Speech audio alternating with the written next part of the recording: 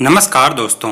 एक बार भगवान नारायण लक्ष्मी जी से बोले, लोगों में कितनी भक्ति बढ़ गई है, सब नारायण नारायण करते हैं। तो लक्ष्मी जी बोली, आपको पाने के लिए नहीं, मुझे पाने के लिए भक्ति बढ़ गई है। भगवान बोले, लोग लक्ष्मी लक्ष्मी ऐसा जाप नहीं करते हैं। तत्पश्चात माता लक्ष्मी बोली कि विश्वास ना हो तो परीक्षा हो जाए। भगवान नारायण एक गांव में ब्राह्मण का रूप लेकर गए। एक घर का दरवाजा खटखटाया। घर के यजमान ने दरवाजा खोलकर पूछा, कहाँ के हैं? तो भगवान बोले, हम तुम्हारे नगर में भगवान का कथा कीर्तन करना चाहते हैं। यजमान बोला, ठीक है महाराज, जब तक कथा होगी आप मेरे घर में रहना। गांव के कुछ लोग इकट्ठा हो गए और सब तैयारी कर दी। पहले दिन कुछ लोग आए। अब भगवान स्वयं कथा कर रहे थे तो संगत बढ़ी। दूसरे और तीसरे दिन और भी भीड़ हो गई। भगवान खुश हो गए कि कितनी भक्ति है लोगों में। लक्ष्मी माता ने सोचा, अब देखा जाए कि क्या चल रहा है। लक्ष्मी माता ने बूढ़ी माता का रूप लिया और उस नगर में पहुंची। एक महिला ताला बंद करके कथा में जा रही थी कि माता उसके द्वार पर पहुंची। बोली, बेटा जरा पानी पिला दे। तो वो महिला बोली, माताजी 3:30 बजे हैं, मेरे को प्रवचन में जाना है। लक्ष्मी माता बोली, पिला दे बेटी, थोड़ा पानी, बहुत प्यास लगी है। तो वो महिला लोटा भर के पानी लाई। माता ने पानी पिया और लोटा वापस लौटाया तो सोने का हो गया। यह देखकर महिला अचंभित हो गई कि लोटा दिया था तो पीतल का और वापस लिया तो सोने का। कैसी चमत्कारिक माताजी हैं। अब तो वो महिला हाथ जोड़कर कहने लगी कि माताजी, आपको भूख भी लगी होगी, खाना खा लीजिए।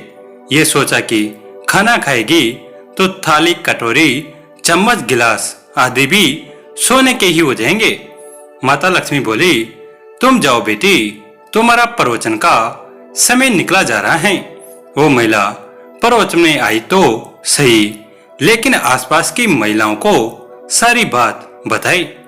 अब महिलाएं यह बात सुनकर चालू सत्संग में से उठकर चली गई। अगले दिन से कथा में लोगों की संख्या कम हो गई। तो भगवान ने पूछा कि लोगों की संख्या कैसे कम हो गई? किसी ने कहा, एक चमत्कारिक माताजी आई है नगर में, जिसके घर दूध पीते हैं तो गिलास सोने का हो जाता है।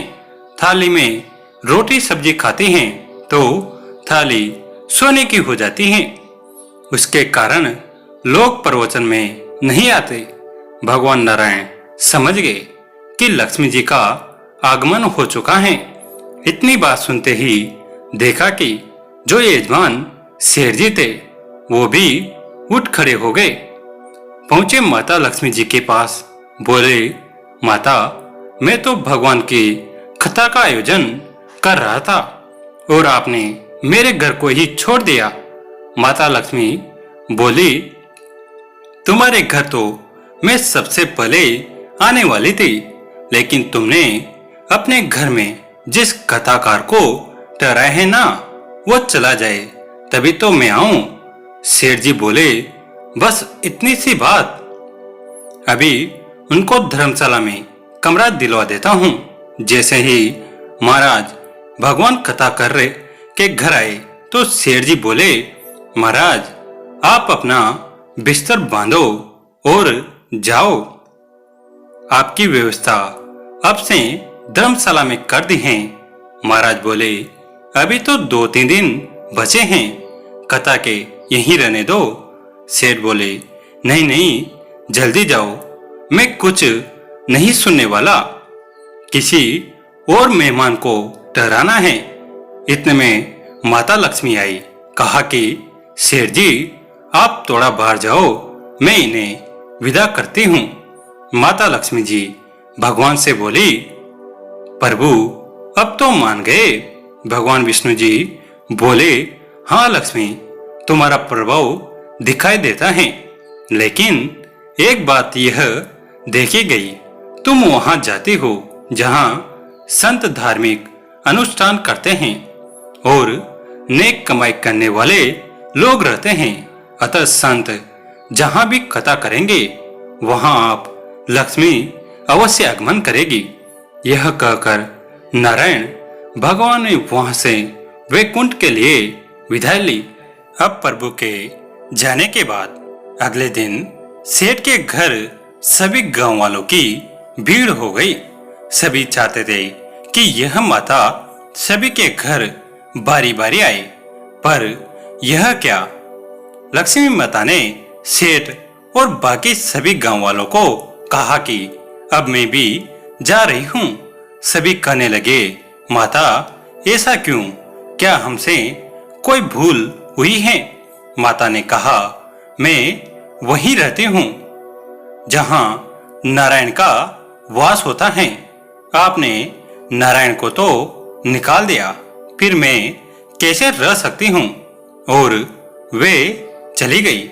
दोस्तों, यह प्रसंग आपको कैसा लगा कमेंट करके जरूर बताइए। वीडियो को लाइक करें, चैनल को सब्सक्राइब करें, घंटी के बटन को दबाकर ऑल पर क्लिक करें। दोस्तों, इस कहानी को अपने दोस्तों के साथ, फैमिली के साथ शेयर जरूर करें। धन्यवाद।